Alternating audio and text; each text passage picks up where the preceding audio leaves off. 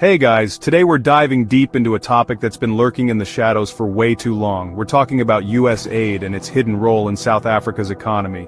Buckle up because this is going to be a wild ride. Let's kick things off with a bit of background. For years we've been told that USAID is here to support development, democracy, and justice. But the reality? It's far more sinister. USAID has been strategically used to manipulate politics, control narratives, and suppress any real economic transformation that threatens the global power structure. Former US President Donald Trump, of all people, inadvertently exposed one of the greatest political tools used by the West: USAID's deep involvement in funding propaganda, destabilizing governments, and ensuring that economic policies remain favorable to Western interests. According to multiple reports, USAID has actively funded journalists and media outlets in South Africa, ensuring that any progressive leader advocating for economic independence is discredited, ridiculed, and politically destroyed. The Western agenda is clear: Black South Africans must remain economically powerless, while wealth and control remain concentrated in the hands of global capitalists and their local allies. But it doesn't stop there. USAID has also been implicated in influencing South Africa's judiciary. Reports suggest that judges have been funded to deliver rulings that align with global economic interests, ensuring that corporate power remains untouched, while leaders who push for radical change are criminalized. Now let's talk about Jacob Zuma. Few South African leaders have faced the level of relentless attack and humiliation that Zuma endured during his presidency. Unlike his predecessors, Zuma had a vision for South Africa that threatened global financial powers. He wanted massive infrastructure projects that would position South Africa as an independent economic force. He sought to develop nuclear power stations, reducing reliance on Western-controlled energy systems. He advocated for media competition, ensuring that alternative voices could challenge mainstream narratives controlled by Western interests. And he pushed for land restitution, a move that directly threatened white capital and the economic structures that had long oppressed Black South Africans.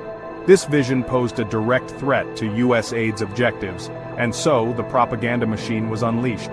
Major South African media houses received foreign funding to launch smear campaigns, painting Zuma as incompetent and corrupt.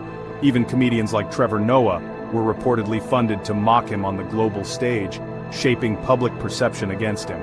The likes of Floyd Shivambu and other political figures have come to realize and publicly admitted that they were misled on Jacob Zuma, and that they were used. This public acknowledgement only reinforces the fact that a well-orchestrated campaign was designed to deceive even those within the political sphere, ensuring that Zuma had no allies when the Western-backed forces moved against him. The question now remains: will South Africans, like the Americans who stood by Trump, have the courage to reclaim their leadership from foreign manipulation?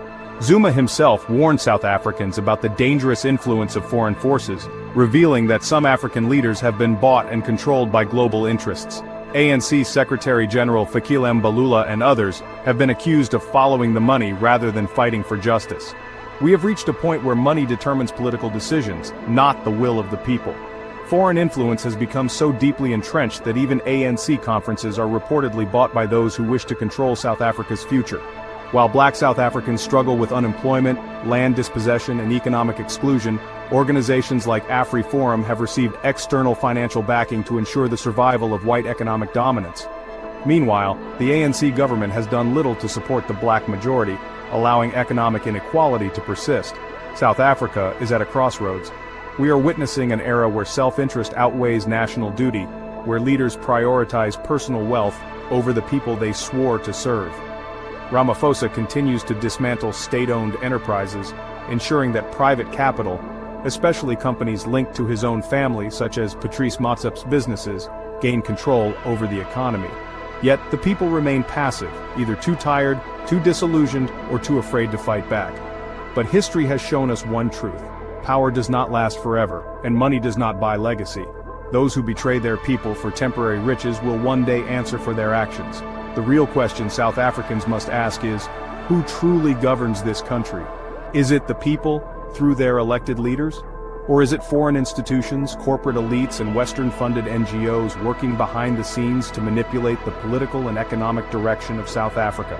South Africa's survival depends on its ability to resist foreign control, reject neoliberal economic policies, and reclaim its sovereignty from those who wish to see it remain economically enslaved. The time for action is now.